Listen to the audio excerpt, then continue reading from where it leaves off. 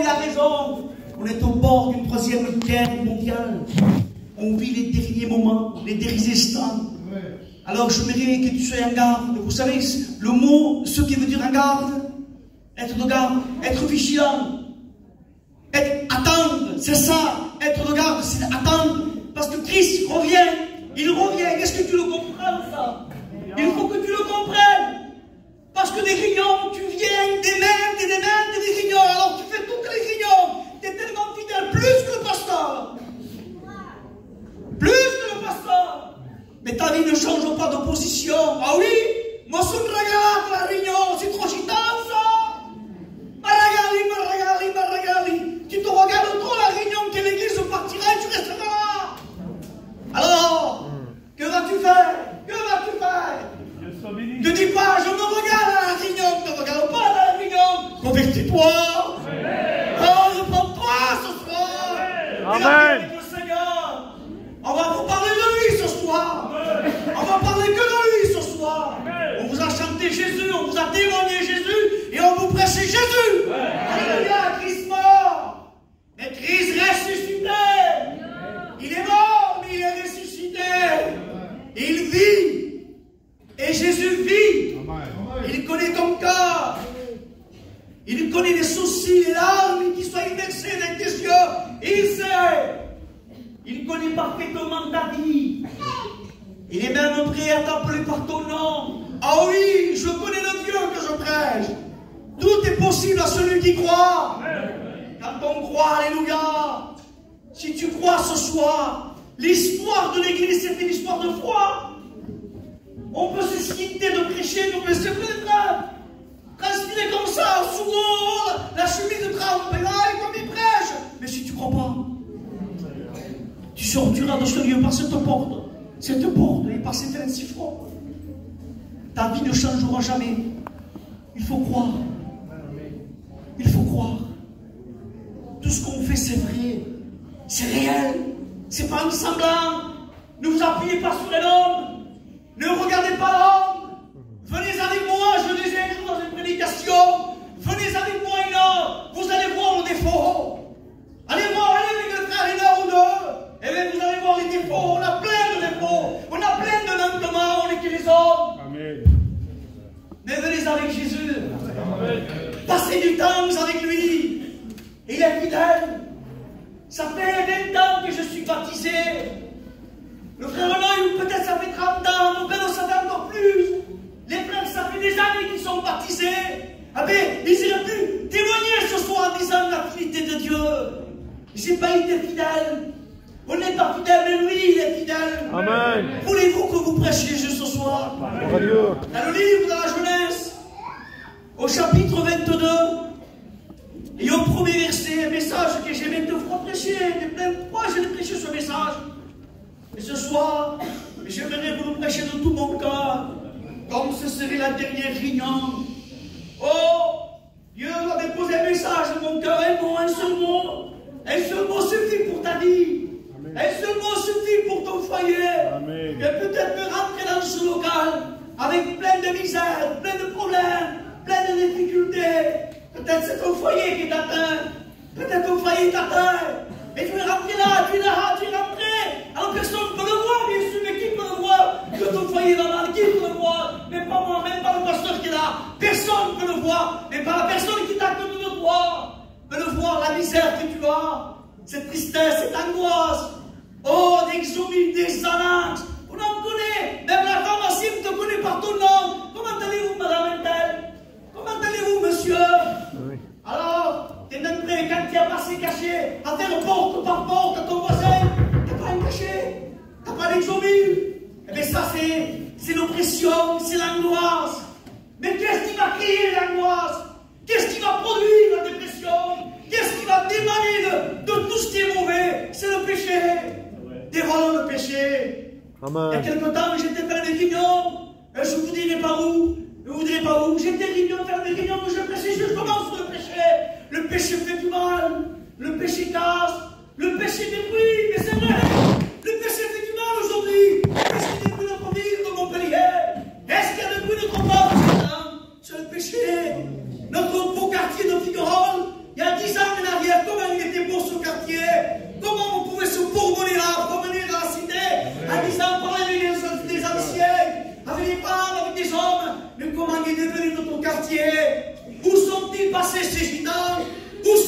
dépassé. Pourquoi? Parce que le péché est rentré dans le quartier de Figueroa. On a ouvert les portes, on disait mais c'est rien. Et quand on a dit c'est rien, le péché est rentré. Il a pris sa place. Il s'est installé. Il a commencé à toucher des foyers. Un tel, celle-là, celui-là. Et il a détruit, il a cassé. Et regardez aujourd'hui le résultat. Oh, mais c'est pas fini. Tant que les portes seront ouvertes, le péché va rentrer de plus en plus. Tant que les portes seront ouvertes, le diable va se déchaîner. Et je vous dis que Dieu a planté un local dans le centre de Figueroa, dans le cœur de Figueroa, pour dire à ces bouches du diable, tais-toi. À ces puissances diaboliques, tais-toi. Parce que celui qui est vainqueur, c'est lui qui est vainqueur. C'est le vainqueur de Dieu. Gloire à Dieu. C'est lui qui est vainqueur. C'est l'alpha et l'oméga, le commencement et la fin. C'est Jésus. Et c'est Jésus ce soir. Il se trouve là au milieu de nous. Il passe à l'Iran. Il passe à l'écart. Il est en train de parler dans ta vie. Oh, l'évangile. C'est beau l'évangile. J'adore l'évangile. Pendant que votre pasteur Manu chante, pendant qu'il chantait, je boulonnais dans son sèche et je disais, mais il va arrêter de chanter ou pas? J'ai envie de prêcher, moi. J'ai envie de dire à ces gens que tu les aimes, Seigneur. J'ai envie de leur dire que tu les aimes. J'ai envie de leur dire qu'il y a une solution pour eux. Il y a une solution pour toi. Il y a un plan pour toi. N'écoute pas la voix diabolique. Dans le livre de la Genèse, au chapitre 22, il dit, après ces choses, Dieu mit Abraham à l'épreuve. Alors mettons-nous ce soir. Je ne sais pas comment tu t'appelles. Toi là, sur la gauche, là au milieu, au fond, ou sur la droite, ou devant. Je ne sais pas comment tu t'appelles. Oui, il y a des hommes que je connais parce qu'ils sont membres de ma famille. Mais il y a des hommes, des femmes que je ne connais pas, mais que lui, il connaît. Alors, Dieu, il dit après ces choses, Dieu mit Abraham à l'épreuve. Et il dit à Abraham, et il répondit, mais voici. Dieu dit, prends ton fils, ton unique, celui que tu aimes, Isaac. Il dit, va-t'en au pays de Morija. Et là, offre-le à l'Holocauste sur une des montagnes que je te dirai. Quelle belle histoire. Alors vous l'écoutez, moi je vous le lis. À Telegram, nous avons tous aqui dans la montée du corps, que ce soit, rappelle, hein. Nós estamos numa cimental. Pour pleurer. En Titanic pleurer. Nós estamos no Chile. E um ponto de piano. Um ponto de peine pleurer. Alors ça fait la peine ça. Il dit à papa, il y a un père qui veut tuer son fils. Mais lui, Abraham, là, ce qu'on a Abraham, pas moi. Mais lui, il a vécu. Dieu parle à Abraham, il dit, donne-moi ton fils, celui que tu as mis à. Alors quand Dieu parle à Abraham, alors souvent qu'Abraham regarde son fils en train de s'amuser, je ne sais pas comment il est en train de s'amuser, Dieu avait parlé à Abraham en disant, donne-moi ton fils Isaac. Seigneur, mon fils, celui que j'aime, Seigneur, c'est mon fils. Mais je vous l'oeil. Ah, ma candidature, il faut que je le tue. Bon, c'est pas écrit, mais c'est l'histoire, mais pas Isaac. Seigneur, quelle histoire! Quelle histoire pour Abraham! Donne-moi ton fils, celui que tu aimes. Et parfois, Dieu, ce soir, il est en train de te dire à toi, donne-moi ce que tu aimes. Toutes tes passions, tous tes désirs. Cigarettes, les joints, les sorties, tout ce que tu aimes. Un petit rail de cocaïne. Et Dieu te dit ce soir, donne-moi ce que tu aimes. Seigneur, j'aime ça, moi. Comment je ferai pour te le donner? Il faut que tu donnes à Dieu tes passions, tes désirs. Il faut que tu le donnes à lui. Vous savez, quand j'avais 16, 17 ans, 18 ans, avant la conversion, je ne voulais pas me convertir. Vous savez pourquoi je ne voulais pas me convertir? Vous allez peut-être rigoler ce soir. Savez-vous pourquoi je ne voulais pas me convertir? Pour les mariages païens. Avant, je voulais au Rignon. Mais je voulais le Dieu de tout mon cœur comme toi, c'est ma vidéo. Mais je voulais garder ce que j'aimais aussi. Je fumais, moi, j'aimais tellement la cigarette. Après manger, le bon cigare, tout Seigneur. En arrêter ça, je ne peux pas. Et s'il y a un mariage, on sort comme on sort, c'est l'ancien ça. En teenage. Ah Seigneur, frère,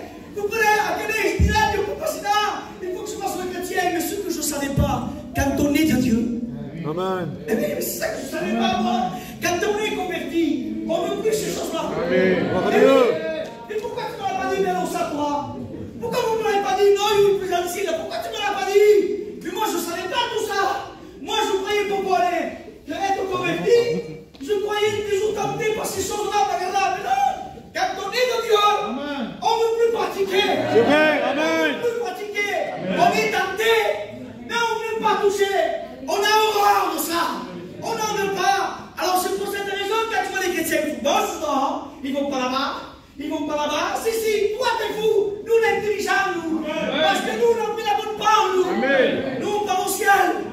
Et Dieu a dit à Abraham, donne-moi ton fils. Celui que tu verras dans la bride, donne-moi une mort. Et à un moment donné, Abraham se leva de bon matin.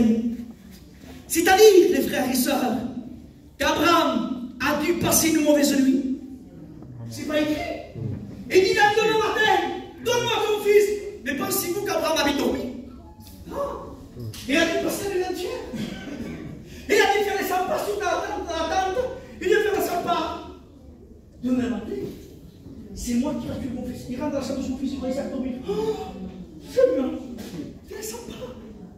Les 100 pas donnés, je offre mon fils. La veille, rien, c'est que là, c'est 7 h du matin. Il rentre dans la chambre de son fils. C'est l'histoire, c'est pas l'équipe. Isaac, va. Oui, va. Lève-toi, mon fils. Allez, papa, maintenant, on va à la montagne de Morija. Et pourquoi? On va offrir un agneau à Dieu. Ah bon? Alors Isaac se lève, ça vient savoir. Et quand il se lève, Isaac, il va avec son père, il prépare le café. Il prépare tout ce qu'il faut. Il prend les affaires, il prend tout ce qu'il faut. Il va à la montagne, il va marcher avec les ânesses, avec les serviteurs, avec le feu, avec le couteau, avec le feu, tout caca, la ligne, tout. Et c'est bon. Et tout en marchant, l'histoire nous dit qu'Isaac dit à son père, t'as pas oublié quelque chose? Non, mon fils, qu'est-ce qu'il y a? Mais on a le bois, oui. On a le couteau, on a le feu. Mais pour le sacrifice, il faut l'agneau. Où est l'agneau? C'était lui l'agneau. Et le père le savait que c'était lui. Alors moi j'imagine quand je disais ça, si au moment qu'Abraham veut faire le fou, et au moment donné Abraham a dit, Dieu se prouvera mon fils. Il ne s'est pas trompé. Amen. Et au moment donné, quand j'ai dit ça, ça m'a touché le frère, j'ai pleuré. Il dit au moment donné, Abraham il dit marcha. Écoutez, d'autres. Abraham marcha, et au moment donné, il dit qu'Abraham leva les yeux. Et je cite ici, bigot. Abraham leva les yeux. C'est-à-dire qu'Abraham avait le regard baissé. Avant qu'Abraham lève les yeux, Abraham avait le regard baissé. Alors c'est ta vie aujourd'hui. Toi qui es venu dans ce quartier de Figueroa, homme, femme, jeune homme, jeune fille, toi qui es rentré dans ce local, qui est assis là dans ce lieu, tu as peut-être le regard baissé devant la situation, devant les problèmes, devant ta femme, devant ton mari, devant ton fils, qui te fait passer tes vies bizarres. Il ne veut rien savoir. Ta fille t'est quittée, qui ne veut rien savoir. Le gendre qui bat ta fille, et ça te fait du mal. Tu as le regard baissé, parce que tu dis, Seigneur, quel problème? Seigneur, mon fils, Seigneur, ma fille, Seigneur, mon gendre, j'ai le regard baissé, j'en peux plus, je suis dégoûté, et c'est peut-être toi qui es là. Tu es peut-être pris comme ça dans le piège, dans les griffes de diable. Tu es pris comme ça, et tu es angoissé. Tu n'as plus même envie de vivre. Alors, je dis ça, la pensée même t'a frôlé de mettre fin à ta vie. Non pas pour donner mort à ton corps, écoute bien, mais ta pensée est venue en disant, je vais prendre des cachets, comme ça je vais rentrer à l'hôpital. Les gens vont dire, un tel, il voulait se suicider pour attirer le regard sur toi. Regarde notre bien soir. Tu veux attirer le regard vers toi. Tu ne veux pas mourir, mais tu vas attirer le regard vers toi. Et je sens qu'on est le mot de Dieu ce soir. Tu veux prendre des cachets, tu ne veux pas mourir, mais tu veux attirer le regard vers toi en disant, il y a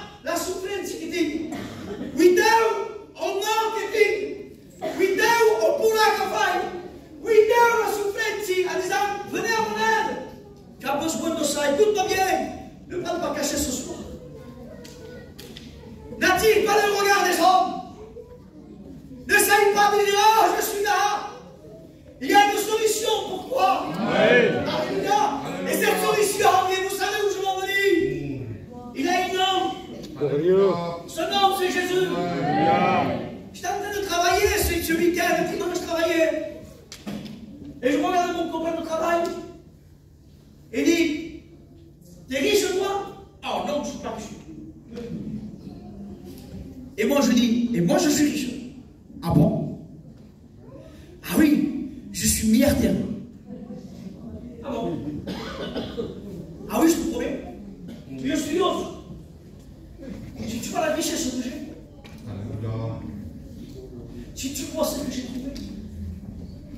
j'ai trouvé un diamant. Un diamant? T'as trouvé un diamant, Abraham? Oui. J'ai trouvé une perle. Mais la vraie, il n'avait pas la force, la vraie. T'as la chance ou quoi? Lui, voyez, les bistos. Et j'ai dit, je l'ai trouvé en 2004. Le 16 mars 2004, à Saint-Gaudin, à Saint-Béat. Ah ouais? C'est un membre de ta famille qui t'a offert ça? Qui non? C'est quelqu'un qui me l'a donné.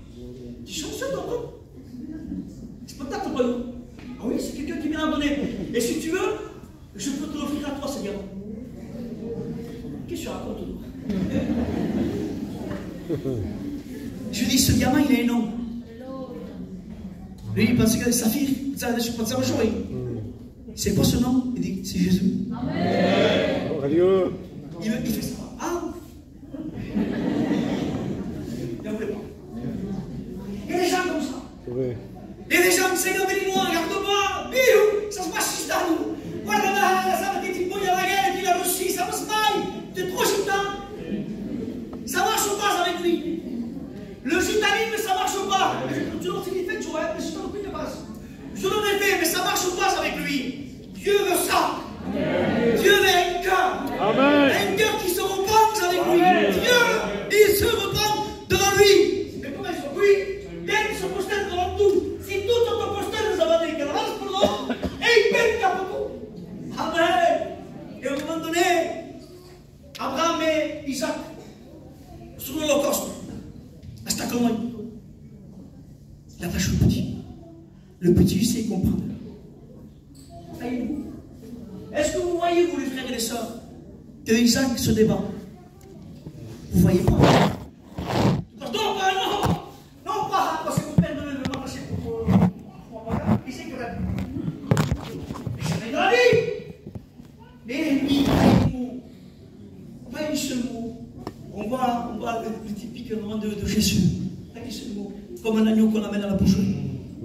Qu'est-ce qu'on pour Jésus? Qu'est-ce que c'est bon de prêcher Jésus? Et au moment donné, écoutez, avant de boire l'Holocauste, il prie l'autel, la tâche sur l'autel, et au moment donné, il prend le couteau, et il va pour tuer son fils, son propre, pour l'égorger, il va pour le faire, et il avait le faire, par amour pour Dieu. Voilà ce que Dieu te demande ce soir, par amour pour lui. Donne-lui ce que tu désires, pardon, ce que tu aimes, donne-lui à Dieu, que ce soit la cigarette, ta drogue, qui va, pardon du mot, pourrir ta vie. Pourrir ton compte en banque en plus. Tout ça pour siffler. Tout ça pour faire le beau, de pardon, je suis chez moi ce soir. Tout ça pour mettre le coup, mais au début, ça commençait comment? Vous savez, un jour, il y a très longtemps, j'avais 16 ans, 17 ans. J'étais avec un garçon qui avait peut-être 40 ans. Dans la voiture. Vous allez voir mon oncle Gégé. Il a monté à Mickey. Et en sortant, il rentre dans les bois. Il trace. Attends. Il monte dans les bois, il s'arrête. Il prend un petit papier, il prend sa cocaïne. Devant moi. C'est un enfant, moi. Et écoutez, ici. Et au moment donné, il me fait un boss. Mais en approchant de ce moment, je le fais pas. J'ai failli. Comme j'étais un dealer, comme je le vendais, je voulais vous dire pour ne pas me faire tromper. Alors j'ai failli le prendre. Et j'ai chanté cette prière parce que ma mère priait beaucoup pour moi. Les parents m'ont prié beaucoup pour moi. Comme tu le fais, j'ai senti la voix de ma mère. La voix de ma mère, j'ai senti sa prière. Touche pas. Si tant que je chassera, touche pas. Fais un pasteur, touche pas ça. Dieu n'est pas d'accord. Il n'en lui passe. J'avais pas. Et je n'ai pas touché. Et je bénis Dieu. Qu'aujourd'hui je n'ai pas touché. Je l'ai touché, peut-être, je serai peut-être non. Et devant tous les hommes, devant toutes ces femmes-là, je serai un esclave devant cette drogue-là, et que personne ne peut enlever. Seulement que Dieu. Seulement que lui. Amen. J'étais un bidon, j'étais un alcoolique, j'étais un sorteur, un vendeur de cocaïne. Un jour, mon père s'approche de moi pour me faire la morale, mon père. C'est mon père, le pasteur, l'ancien de Montpellier. Il s'approchait de moi pour me faire la morale. Parce que j'avais frappé ma femme. Et ma femme était enceinte. Et mon père s'approche de moi pour me faire la morale. Et moi, je sors un couteau papillon. Je me rappelle comme si c'était même maintenant. Quand je sors le couteau, mon père s'approche pour me frapper. Et moi, je dis à mon père, si tu t'approches de moi, je te plante. Il n'aurait jamais pensé que son fils l'aurait planté. Et mon père s'approchait avec le cœur à main. Abraham, te restes, Abraham l'Abraham. Regarde ce que tu fais. Si tu avances, je te plante. Et quand il s'avance, je l'ai planté. Quand je l'ai planté, j'ai senti des cris dans la maison. Ah, laisse-moi taper le sang. Je suis parti en courant. Je suis parti dans les champs, dans Montéverou, vous voyez à peu près. Je sentais la cité. Assassin. J'attendais mes oncles, mon oncle Morou. Vous voyez combien mon oncle Morou je suis. Il criait dans la cité, Abraham. S'il me prenait, me tuer. Abraham. J'entendais ma tante. Il mon frère, il vaut rien. Mon frère, des petits que je suis. Et moi qui étais caché dans les buissons, tout seul. J'avais peut-être 16-17 ans. J'ai senti toute la cité qui était contre moi. Et je me suis dit, j'ai tué mon père. Ma mère veut plus de moi. Mes frères me cherchent pour me frapper. Mes oncles me cherchent pour me frapper. Je me suis caché à la maison de notre oncle. Et quand je suis rentré dans cette maison pour me cacher, parce que tout le monde voulait me frapper, en disant, lui, il va me cacher. C'était le contraire. Alors, de nouveau, il est parti, lui, il ne savait pas m'attraper.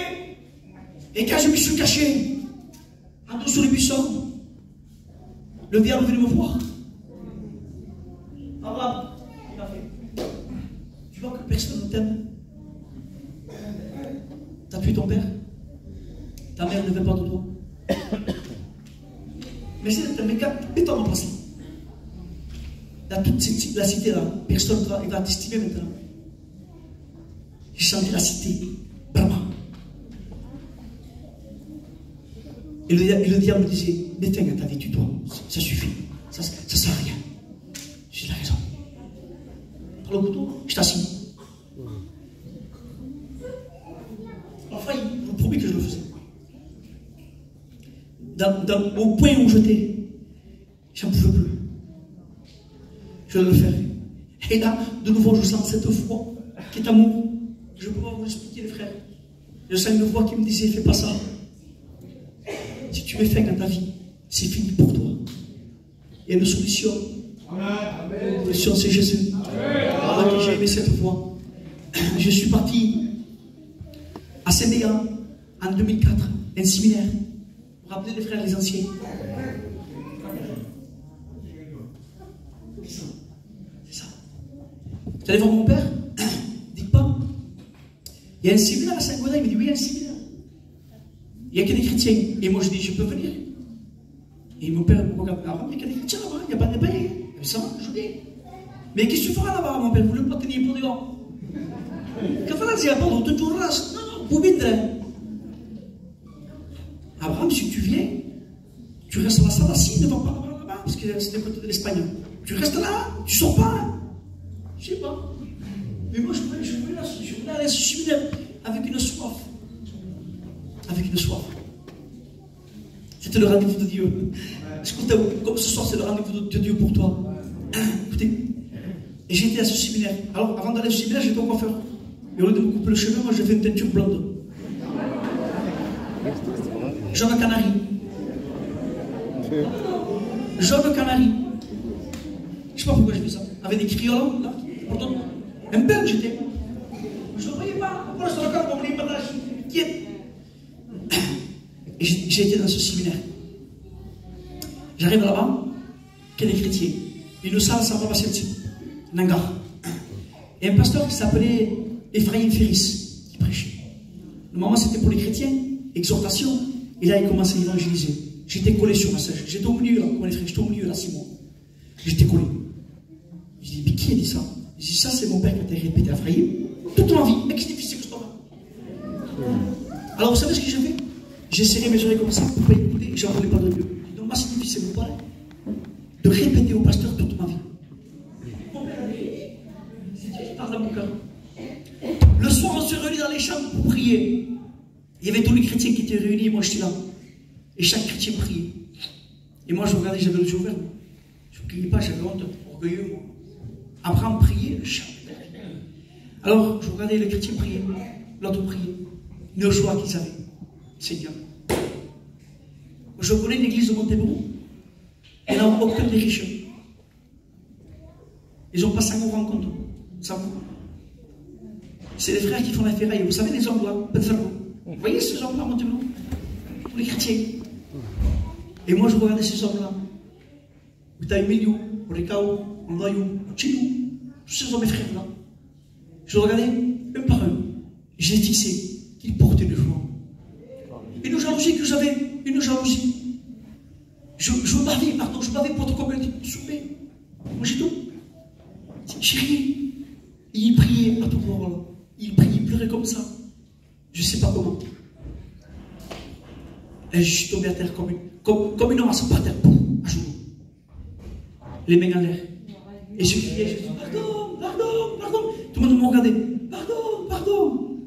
Quand je me suis levé, c'était plus moi. Mes pensées, mon habillement, tout a changé. J'arrivais à Montpellier, 3 jours après, j'ai pris ma voiture, mais comme ça faisait 3 jours que je ne voyais pas Claudia avant. Alors je l'ai amené au restaurant, manger. On va manger au restaurant et tout en marchant dans la voiture. Je voyais une voiture passer, pas où. Mais comment je pleurais, Mingo, mais Seigneur, bénis-le, il ne connaît pas ta grâce. Parce que mon Seigneur, bénis-le, il ne voyait pas pour un fou là. J'étais nerveux. Je mangeais au restaurant, je pleurais, Seigneur, je découvrais, Seigneur, oh mon fils, je découvrais, ça y est, j'étais né de nouveau. Alléluia, j'étais né de nouveau. C'était plus moi qui vivais, c'était lui qui vivait en moi. Mais j'ai dit, mais c'est ça la conversion, mais c'est beau, c'est merveilleux. Et un jour, un cousin germain à moi va se marier. Mariage païen. Un cousin germain à moi, élevé ensemble, Abraham, ils se marient. Et moi, je fais des Dieu, ça faisait 5 ou 6 mois d'alors. Abraham, les propriétaires, mon cousin germain, ils m'ont élevé avec lui. Élevé. Abraham, mon cousin germain, demain. Ne me flippe pas qu'il m'existe. Bénin, viens. Je fais une petite introduction. Parce que les païens, comme c'est interdit, c'est pas interdit, le mariage, vas-y si tu veux.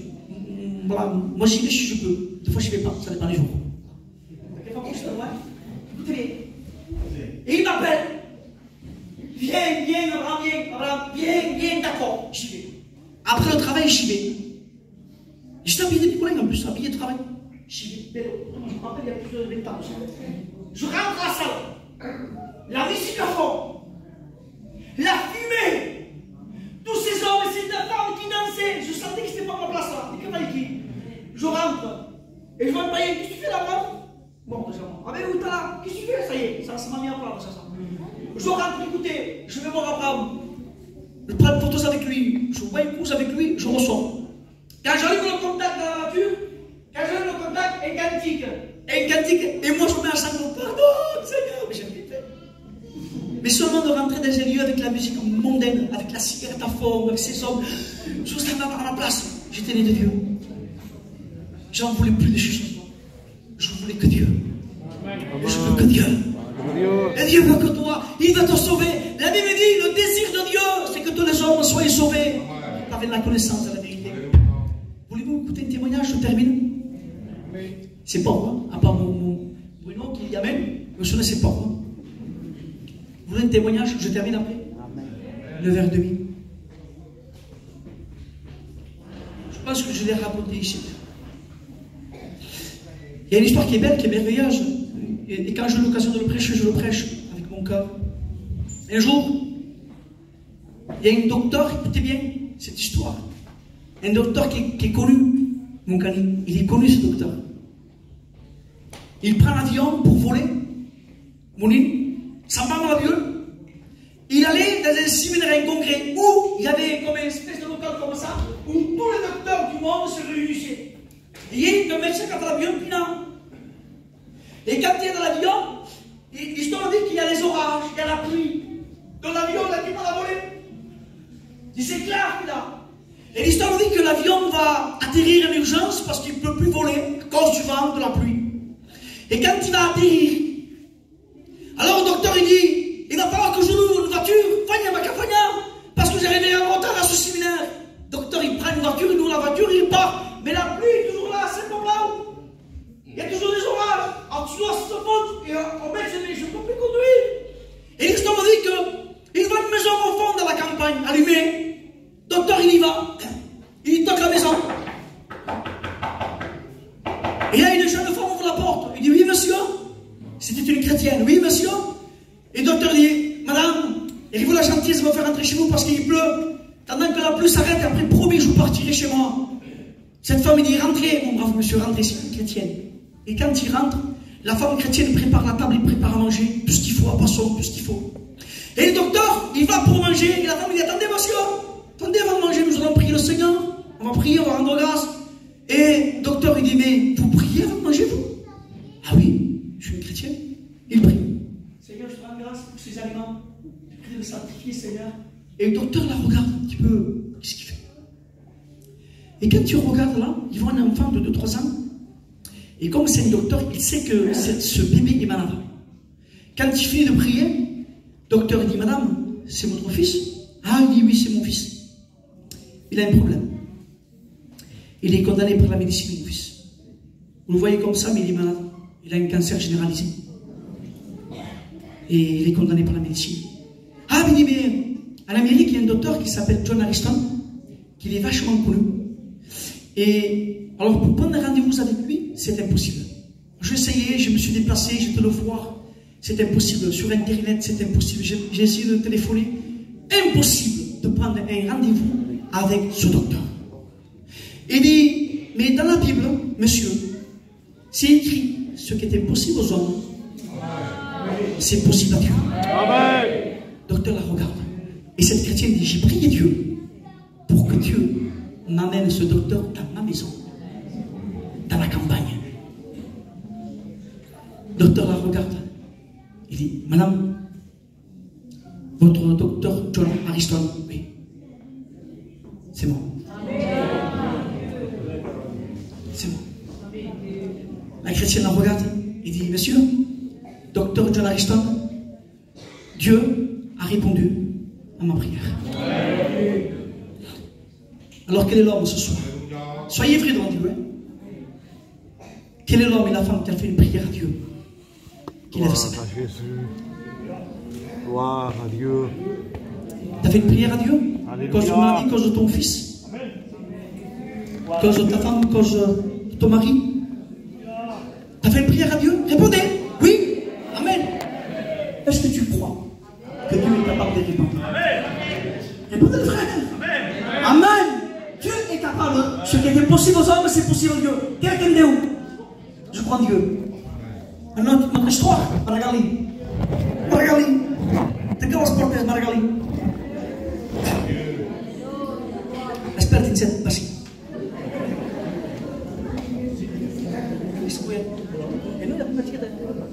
Hein? Parce que lui, il est toujours été une bouteille, lui, José. Alors je vous explique.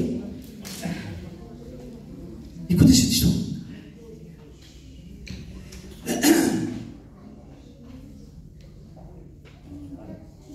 Il y a une jeune fille, je sais pas, 12 ans peut-être, 12 ans peut-être.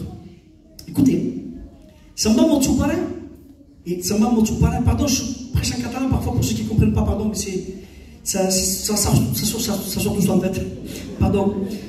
Et une jeune fille va camper avec son père, là, juste là, à Stéguet, il au du roi. Écoute, il va camper avec son père. Ça va camper en mode là. Il fait une trou dans le sable. Il s'amusait là, il était devant. Et il met les pieds dedans, il se couvrait, il s'amusait avec le sable, il s'amusait. Son père dans la caravane, sa mère aussi, il disait, mais pas qu'à cette petite qui s'amusait là. Et au moment donné, la fille appelle son père, viens, je ne peux plus bouger mes jambes, je ne sens plus mes jambes. On la prend, on l'amène à l'hôpital, on fait des scanners, on cherche, mais on ne trouve pas. Et en faisant une prise de sang, ils ont vu que dans le sang, il avait attrapé un microbe, sûrement dans le sang, qui l'a rendu paralysé, tout son corps. La petite ne marchait plus. On l'amène à l'hôpital Saint-Charles, ici, là, à Montpellier, à Saint-Charles. Rappelez cet hôpital. On l'amène à l'hôpital, cette petite ne marchait pas. Son père, c'était un rotographe. Il ne veut rien savoir de Dieu. Écoutez bien. Alors, qu'est-ce qu'il fait son père, Vélo? Il appelle des serviteurs, 2 jeunes prédicateurs ici vont. Un rentre dans la chambre et il se met au pied de la jeune fille. Et l'autre se met au niveau de sa tête. T'inquiète pas, il est son père. On va prier pour la petite. Ce qui est possible aux hommes, c'est possible à Dieu. Et ce jeune prédicateur prie. L'autre prédicateur prend les jambes de la petite. Ce qu'il doit faire. Au nom de Jésus, redonne-lui à ses jambes, Seigneur. Et l'autre, il la met à la tête. Au nom de Jésus, redonne-lui à son corps, Seigneur. Qu'il ne puisse pas rester paralysé. Au nom de Jésus. Mambaï, on met la case. Il dit ça aux parents. Il dit, crois-le que Dieu va nous faire. Il s'en va. Dans notre couloir, il entend, pasteur, la jeune fille dit, pasteur, pasteur. Dieu m'a guéri. Cette jeune fille a grandi. Il a eu 13 ans, il a eu 14 ans, il a eu 15 ans. Il s'est marié avec le fils de ce pasteur qui a prié. Et le fils de ce pasteur, c'est moi. C'était mon père qui avait prié pour ma femme. Vous avez compris? Mon père avait prié pour ma femme. Ils avaient prié pour elle. Sans savoir que ce serait sa belle-fille. Avec un langage bouillon. Et plus tard après, il est devenu sa belle-fille. Ce qui est impossible aux hommes, c'est possible à Dieu. Amen. On chante des cantiques. Ben, je me sens chez moi, mon frère. On laisse faire Dieu. Répondez, on laisse faire Dieu. Amen. Ce soir, il y a tout à coup de Dieu ce soir. Je suis fatigué, je suis très malade en ce moment. Très fatigué, très malade, les frères sont au courant. J'ai failli pas venir, j'ai failli appeler votre pasteur. Quand il m'a envoyé un texto, moi je pensais qu'il ne se rappelle pas. Enfin, ça marque, mais quand il m'a envoyé un texto, il me dit, j'en peux plus, Seigneur, je ne peux pas y aller. Ma femme, elle est là, il peut me le dire. Je suis resté allongé, toute l'après-midi, mort, de la douleur que j'ai. Mort, Seigneur, je ne pourrais pas. Même par la force, je prie Dieu. Par la force, Seigneur. Et Dieu, amen. Dieu a fait que cette réunion soit écoutée par les cieux. Amen. Tu nous chantes un cantique, mon frère? J'aimerais que on est vrai ce soir. On est vrai. Ça suffit avec les amusements semblants. Ça suffit avec ça. On est vrai devant Dieu.